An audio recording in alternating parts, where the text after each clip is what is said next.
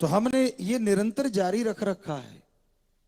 वहां भी रह रहे हैं तो कोई ना कोई पेड़ पौधे, जैसे मान लीजिए नीम पुराना लगा हुआ है तो उसके नीचे से नीम के जो बीज होते हैं वो गिरते हैं, उससे पौधे बन जाते हैं, तो उनको लगा के हम और साइड पे लगा देते हैं, और साइड पे लगा देते हैं। तो हमने भी अपना काम जारी रख रखा है, ऐसा नहीं है, काम ही करना है। तो कहने का मतलब, अगर सारे ही ऐसा करने लग जाएं तो ये कुदरत का स्वर्ग फिर से लहलहाने लग जाएगा। और हम आपको गारंटी देते हैं प्राकृतिक आपदाएं आनी कम हो जाएंगी। विनाश की तरफ जा रही ये दुनिया शायद शायद परमपिता परमात्मा की कृपा से बच पाए। ओम हरि ईश्वर कृपा कर दें और ये सृष्टि की रचना बची रहे। पानी का भी स्रोत अति जरूरी है संभालना। हमने आश्रम में एक डिग्गी बनाई थी बहुत बड़ी, खर्चा नहीं किया था ज्यादा। यहां तक हमें याद है नीचे दोमट माटी बिछाई थी, साइडों में शायद दीवार वगैरह करी थी, और पूरे आश्रम का पानी वो 2 एकड़ की या 1.5 एकड़ की जो डिग्गी थी उसमें भर जाया करता था।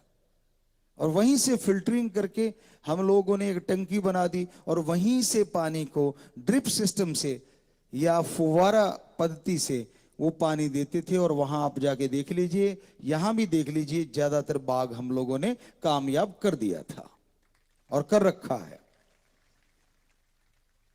तो इस तरह थोड़ा थोड़ा पानी। पुराने समय में क्या था, राजस्थान में पानी की बड़ी कमी हुआ करती थी। बुजुर्गवार जब नहाते थे वो एक काम नहीं करते थे, नहाते हुए कपड़े भी धो लेते थे, नहा भी लेते थे, और नीचे खड्डा खोद के रखते थे। उस खड्डे में वो मिट्टी होती थी जो दीवारों के लीपा पोती करते हैं। तो नहा भी लिए, और क्योंकि तब ये साबुने या लेटरम पटरम वो नहीं होता था पुराने टाइमों में, लस्सी वगैरह से रगड़ लिया या मतलब देसी सामान होता था, उसे सिर धो लिया। आजकल भी कई माता बहनें भाई ऐसा करते होंगे। तो वो प्राकृतिक चीजें होती थी, उन्हीं से करके, और वो पानी से मिट्टी भीग जाती थी और मिट्टी फिर दीवारों के लग जाती है और दीवारों की उम्र बढ़ जाती थी। तो पानी, एक नहाने के पानी से कितना काम लिया जाता था। तो आज तो भाई आप ब्रश करते हैं टूटी छोड़ के और लगातार करते रहते, झागसी निकालते रहते हैं, और पानी बेचारा बिना वजह बर्बाद होता रहता है। तो आपसे कहा था एक गिलास रख लिया करो, पानी का पहले ही भर के रख लो और ब्रश करते रहो। टूटी छोड़नी जरूरी है क्या? तो इस तरह से छोटी छोटी चीजें अपना के हम अपने उस परम पिता परमात्मा की दी हुई दातों को संभाल भी सकते हैं, उन दातों से फायदा ले सकते हैं और सृष्टि को बचाया जा सकता है। पर यह संभव तो तभी है ना, अगर हम, हर कोई आदमी पहल कर ले। कहते हैं बूंद बूंद से सागर भर जाता है। एक शुरुआत करेगा, धीरे धीरे सारे शुरुआत करें, और ये पानी से हम महरूम नहीं होंगे। जो कम होता जा रहा है, खत्म होता जा रहा है, इसको बचा पाएंगे। आने वाले टाइम में आप यकीन मानो, जैसे पहले हमने बातें कही थी कि बेटियां मार रहे हो, एक टाइम ऐसा आ जाएगा आपके लड़के यूं ही घूमते फिरेंगे, शादियां नहीं हुआ करेंगी और गुंडागर्दी बढ़ जाएगी। तो वो हुआ कि नहीं हुआ? वो टाइम आया ना जी।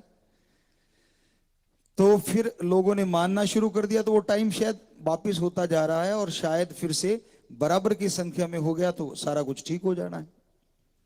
तो अब आज जरूरत है सबसे जरूरी फोकस करने की कि हम उस पानी को बचाएं जो जीवन देता है, जो शरीर में जिसकी सबसे ज्यादा मात्रा है। आज के बाद जब भी आप पानी बर्बाद करोगे सोचोगे जरूर गुरुजी ने रोका हुआ है। तो हमें लगता है हमारे 6 करोड़ बच्चे भी अगर ये पहल कर लेंगे तो सृष्टि के लिए बहुत बहुत बड़ी दात होगी। तो बहुत आशीर्वाद, मालिक खुशियां दे, नारा लगाएं, आशीर्वाद, हाथ नीचे कर लें।